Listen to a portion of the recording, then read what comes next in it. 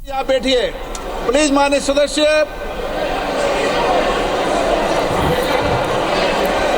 आप सब वरिष्ठ हैं। अरे माननीय सर, प्लीज प्लीज 1 मिनट, एक बार दोबारा कराएंगे। रुको, एक बार दोबारा कराएंगे। हाँ, ऑब्जेक्शन है, उनको पर्ची दे दीजिए। मैं माननीय सदस्यों से पुनः आग्रह करता हूं, मैं माननीय सदस्यों से, प्लीज बैठिए, एक बार सुनिए। मैं माननीय सदस्य पूरा आग्रह करता हूं, मैंने पूर्व में भी कहा था, ये पहली बार मतदान की प्रक्रिया इलेक्ट्रॉनिक तरीके से कर रहे हैं। अगर किसी माननीय सदस्य को कोई आपत्ति हो तो वह अपने मत को पर्ची के माध्यम से भी संशोधित कर सकता है।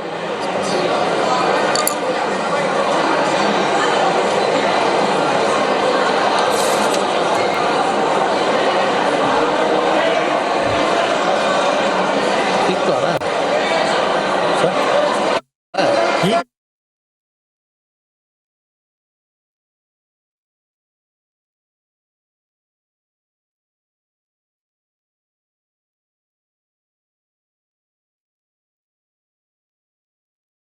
तो लोकसभा में one nation one election bill पर वोटिंग इस वक्त हो रही है। तस्वीरें आप देख पा रहे हैं। लोकसभा में पहली बार आपको बता दें कि इलेक्ट्रॉनिक मशीन से वोटिंग हो रही है। वन नेशन वन इलेक्शन और पारित किए जाने को लेकर ये मतदान, और पहली बार लोकसभा में इलेक्ट्रॉनिक मशीन से ये वोटिंग हो रही है। स्पीकर ओम बिरला ने ये कहा कि आपको प्रक्रिया भी इसकी बताई जाएगी।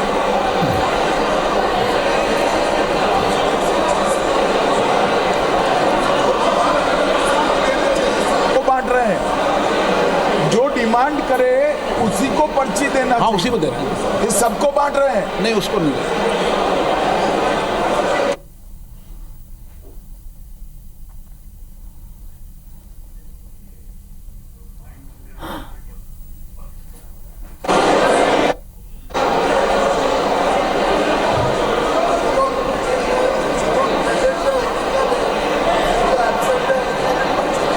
नहीं, ऐसा नहीं।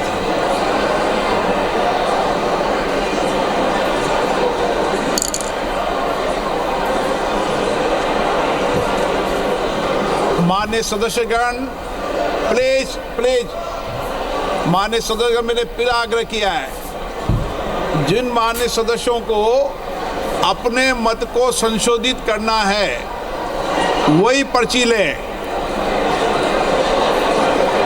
क्योंकि माननीय सभा विद्वान है, इसलिए एक बार और प्रयास कर ले।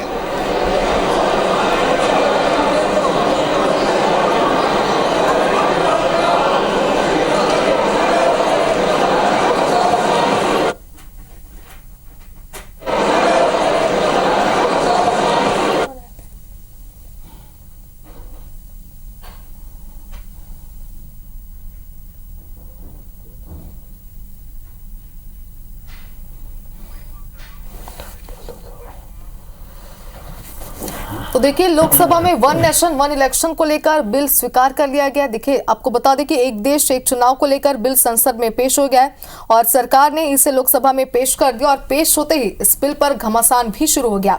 सरकार अब इसे जेपीसी के पास भेज सकती है, लेकिन इस बिल को पास कराने के लिए सरकार के लिए टेढ़ी खीर भी साबित हो रहा है। तो देखिए, फिलहाल वोटिंग इस वक्त जारी है। लाइव हम आपको बता रहे हैं, one nation one election bill सदन में पेश हो गया, जिसके बाद अब इस पर वोटिंग जारी है।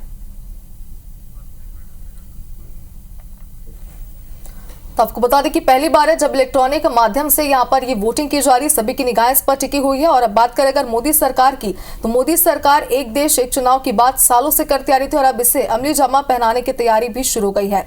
सरकार ने एक देश एक चुनाव वाला बिल लोकसभा में मंगलवार यानी आज पेश कर दिया, और कुछ ही दिन पहले ही मोदी कैबिनेट ने इस बिल को मंजूरी भी दी थी। अब इस बिल को सरकार संसद की संयुक्त समिति यानी कि जेपीसी के पास भेज सकती है। तो आपको बता दें कि इस मतदान में पक्ष में 220 तो विरोध में 149 वोट पड़े हैं, और कोई भी संसद से गैर हाजिर नहीं है। इसके लिए व्हिप भी जारी किया गया था।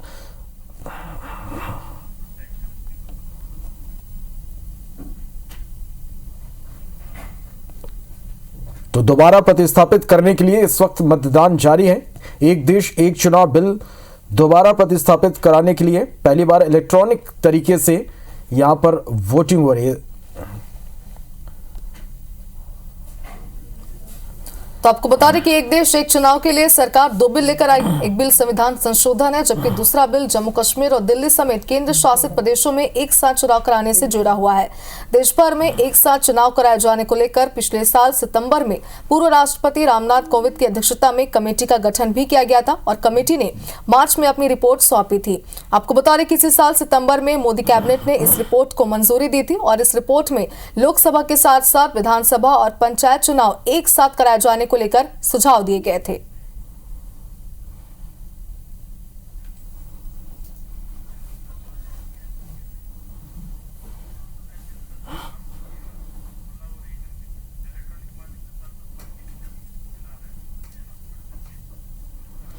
तो एक देश एक चुनाव, इसका मतलब भारत में लोकसभा और राज्य विधानसभाओं के लिए अलग अलग समय पर पहले चुनाव होते थे। एक देश एक चुनाव का मतलब सीधा ये हो जाएगा कि लोकसभा और राज्य विधानसभाओं के चुनाव एक साथ कराने से है, यानी मतदाता लोकसभा और राज्य विधानसभाओं के सदस्यों को चुनने के लिए एक ही दिन एक ही समय में वोट कर सकेंगे। आपको बता दें कि आज़ादी के बाद 1952, 1957, 1962 और 1967 में लोकसभा और विधानसभा के चुनाव एक साथ हुए थे, लेकिन 1968 और 1969 में कई विधानसभाएं समय से पहले ही भंग कर दी गई। उसके बाद दिसंबर 1970 में लोकसभा भी भंग कर दी गई। इस वजह से एक देश और एक चुनाव की जो परंपरा थी वो टूट गई थी और इसे फिर से शुरू करने की ये कवायद है।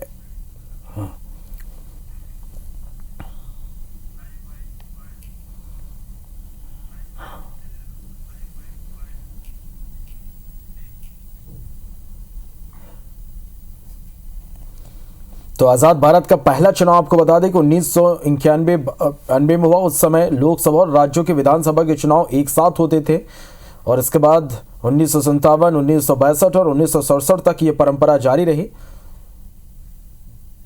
और अब ये परंपरा फिर से शुरू हो सकती है। इससे जुड़ा जो बिल है संसद में पेश हुआ और विपक्ष ने इस पर लगातार सवाल उठाए हैं।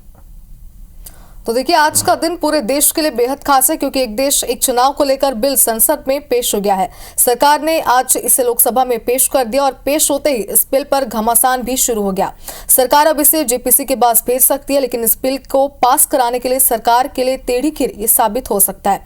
आपको बता दें कि मोदी सरकार एक देश एक चुनाव की बात सालों से करते आ रहे थे और अब उसे अमली जामा पहनाने की तैयारी शुरू हो गई है। सरकार ने एक देश एक चुनाव वाला बिल लोकसभा में मंगलवार को यानी कि आज पेश कर दिया।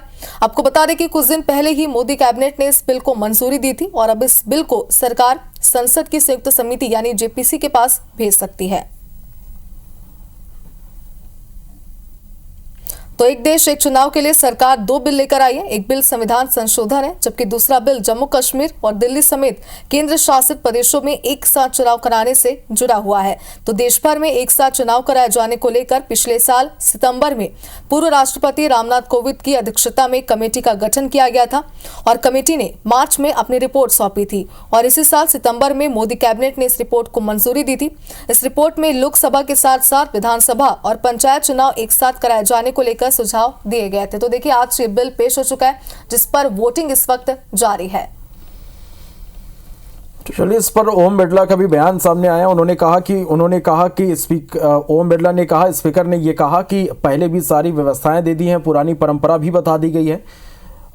जेपीसी गठित होगी, जेपीसी के समय व्यापक चर्चा होगी और सब दल के सदस्य इसमें शामिल होंगे। जब बिल आएगा तो सबको पूरा समय दिया जाएगा और डिटेल से चर्चा होगी। जितने दिन आप चर्चा चाहेंगे उतने दिन का समय इस पर दिया जाएगा।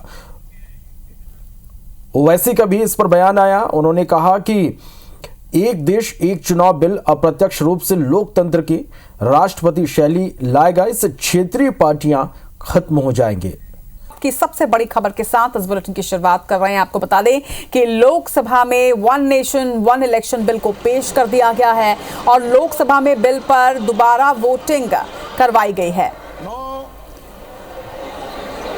तो लोकसभा में बहुमत से बिल को स्वीकार कर लिया गया है। आपको बता दें कि आज लोकसभा में one nation one election bill को पेश किया गया और इसे स्वीकार कर लिया गया है। One nation one election bill से जुड़ी बड़ी खबर इस वक्त आप तक पहुंचा रहे हैं। One nation one election bill को लोकसभा में बहुमत मिला है। लोकसभा में बहुमत से इस बिल को स्वीकार कर लिया गया है। तो बड़ी खबर इस वक्त वन नेशन वन इलेक्शन से जुड़ी हुई। आपको बता दें कि लोकसभा की कार्रवाई में बहुमत से इस बिल को स्वीकार कर लिया गया है।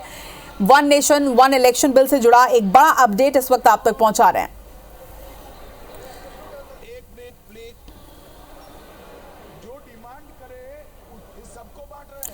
तो एक देश एक चुनाव बिल पर लोकसभा में वोटिंग हुई और इसमें बहुमत से इस बिल को स्वीकार कर लिया गया है। हालांकि दोबारा वोटिंग की बात सामने आ रही थी। इसके बाद आपको बता दें कि इसके पक्ष में 220 और विपक्ष में 149 वोट पड़े। एक देश एक चुनाव बिल पर लोकसभा में वोटिंग आज हुई है और सबसे बड़ी खबर 2 बजे की इस वक्त आप तक पहुंचा रहे हैं। संसद के शीतकालीन सत्र में आज one nation one election bill को स्वीकार कर दिया गया है। केंद्रीय कानून मंत्री अर्जुन राम मेघवाल ने लोकसभा के पटल पर एक देश एक चुनाव के लिए बिल पेश किया, जिसके बाद बहुमत से इस बिल को स्वीकार कर लिया गया है। बड़ी खबर इस वक्त वन नेशन वन इलेक्शन यानी एक देश एक चुनाव से जुड़ी हुई लोकसभा में ये बिल पास हो चुका है। तो केंद्रीय कानून मंत्री अर्जुन राम मेघवाल ने आज पटल पर इस बिल को रखा, जिसके बाद इस बिल को बहुमत मिला है। आपको बता दें कि बहुमत के साथ ही आज लोकसभा में one nation one election bill को स्वीकार कर लिया गया।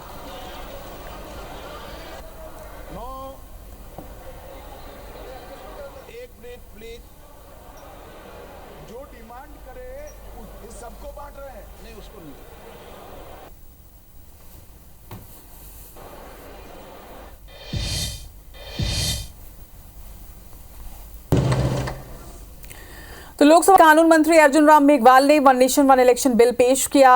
कांग्रेस और सपा ने हालांकि इस बिल का विरोध किया है। आपको बता दें कि इस सदन में बिल पर चर्चा इस वक्त भी जारी है। तो एक देश एक चुनाव से जुड़ी 4 तस्वीरें भी आप देख रहे हैं। आज ये बिल पेश किया गया और बहुमत से इसे पास कर दिया गया है।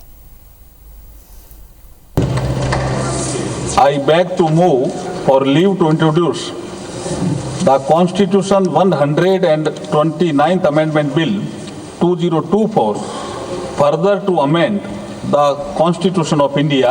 ये आइटम नंबर 18 में है और आइटम नंबर 19 में जैसे आपने कहा honourable speaker sir, with your permission I wish to move for leave to introduce the union territories laws amendment bill 2024 further to amend the Government of Union Territories Act 1963, the Government of National Capital Territory of Delhi Act 1991 and the Jammu and Kashmir Reorganization Act 2019।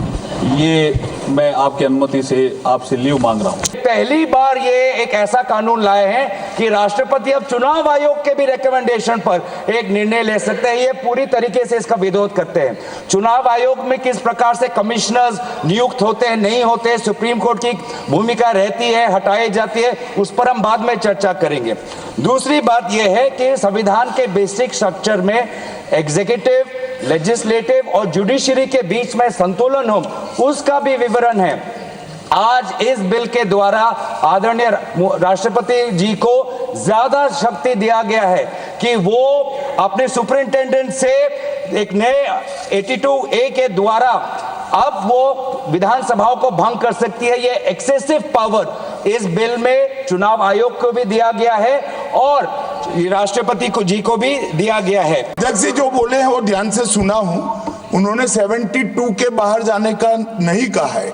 उन्होंने कहा कि माननीय सदस्य मनीष तिवारी ने 72 का हवाला देकर जो विचार व्यक्त किए हैं और जो विरोध किया है, इस पर सदन का कोई भी सदस्य अपने विचार रख सकता है। अब कांग्रेस पार्टी में विचार रख सकता है मतलब विरोध ही करना है, मगर विचार व्यक्त कर सकते हैं इसका मतलब होता है पक्ष में भी बोल सकते हैं। संशोधन अधिनियम के विरोध के लिए खड़ा हूं।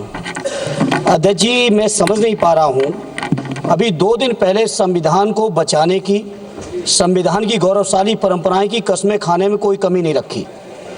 2 ही दिन के अंदर संविधान की जो हमारी मूल भावना है, 2 ही दिन के अंदर संविधान का जो हमारा बेसिक स्ट्रक्चर है, 2 ही दिन के अंदर संविधान का जो हमारा संघीय ढांचा है, उसको खत्म करने के लिए संविधान संशोधन बिल लाए हैं। तो हालांकि विपक्ष ने विरोध किया, लेकिन बहुमत से फिलहाल one nation one election bill को लोकसभा में पास कर दिया गया।